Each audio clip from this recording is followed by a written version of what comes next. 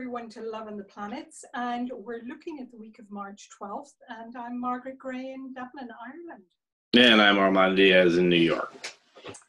So Armand, quite a week really. There's a lot going on. I mean, we've got really, we've got of course, the new moon at the end of the week.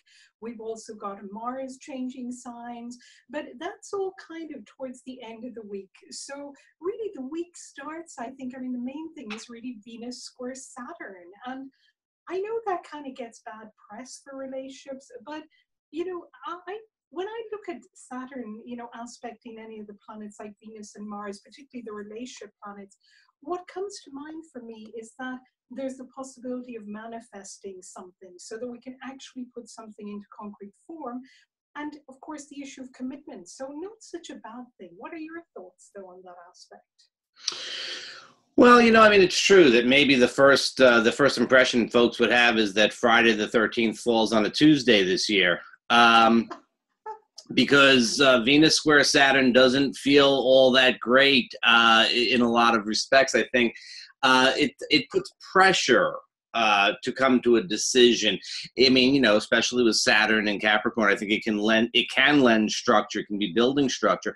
And yet, Venus and Aries, maybe Venus and Aries is not necessarily so interested in that. And so there may be a little bit of a push-pull between, well, do we really want structure here, or do we want to just sort of have fun? Yes, and Venus in Aries, of course, wants a lot of freedom, so it might feel a little constrained. But, ultimately, we talked about this before, it's like Marianne Williamson talks about relationships as the container for love. And I think that's how I see the potential of this aspect. Now, what I feel might be a little more uncomfortable, though, is Mars square Chiron, which happens on Wednesday. So, I think whenever we bring Chiron into the equation, there can be, as you say, what I say is really there's a little bit of ouchiness. So maybe a little bit of, issues around relationships that may come to the surface midweek. Yeah, that's a potentially painful one for sure. I think that's probably the most difficult aspect of the week. And actually, we've had Venus and Mercury conjuncting Chiron in recent weeks, and the Sun is going to conjunct Chiron as well. But the odd thing about Mars is that Mars is going to actually come back and conjunct Chiron, squaring now, is going to conjunct Chiron at the end of December.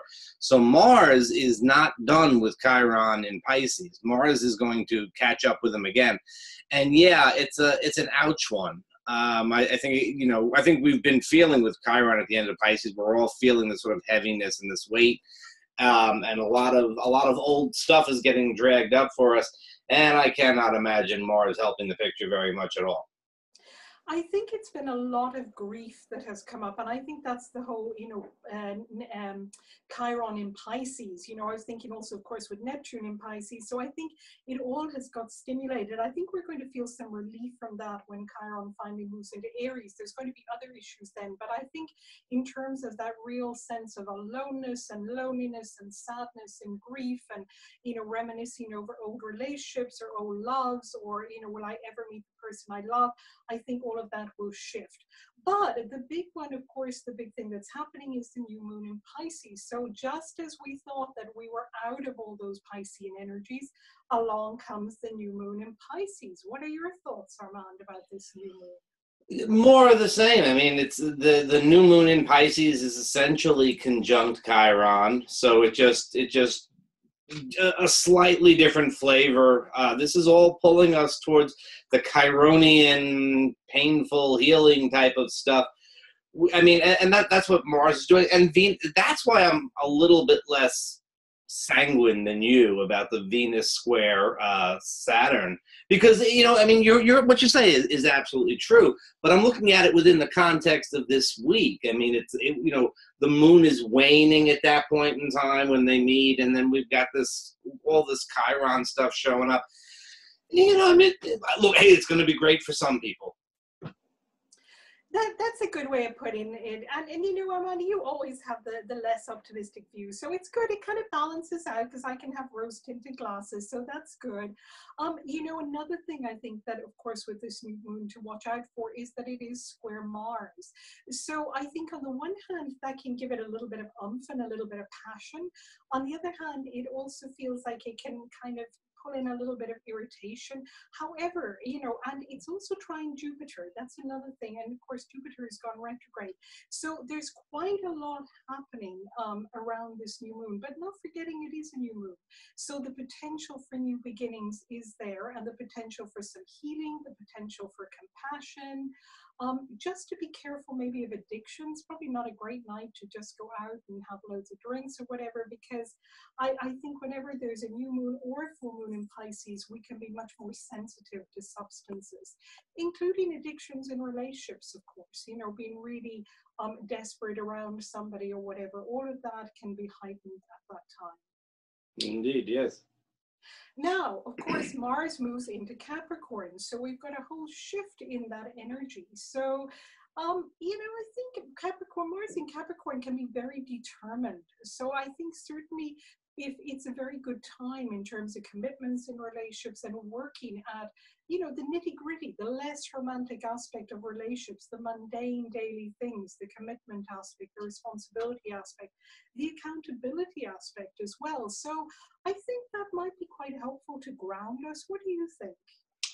And work, you know, Mars in Capricorn is willing to do work, and it's focused, and that's good.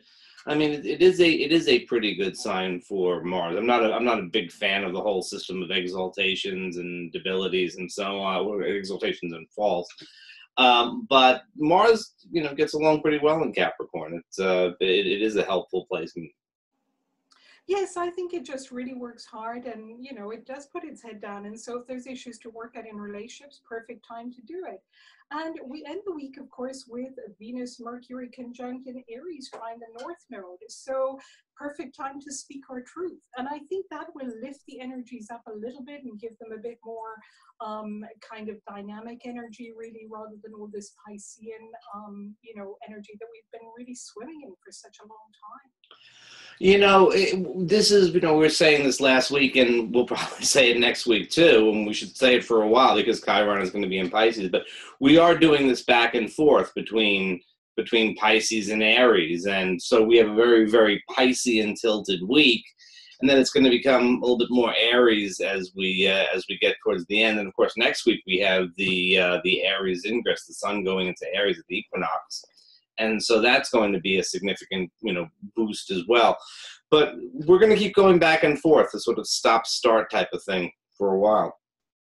Yes, we're not quite clear of it yet, but there is light at the end of the tunnel. So there is hope. So I hope you all have a wonderful week, and see you next week, Armand. Bye-bye, Margaret.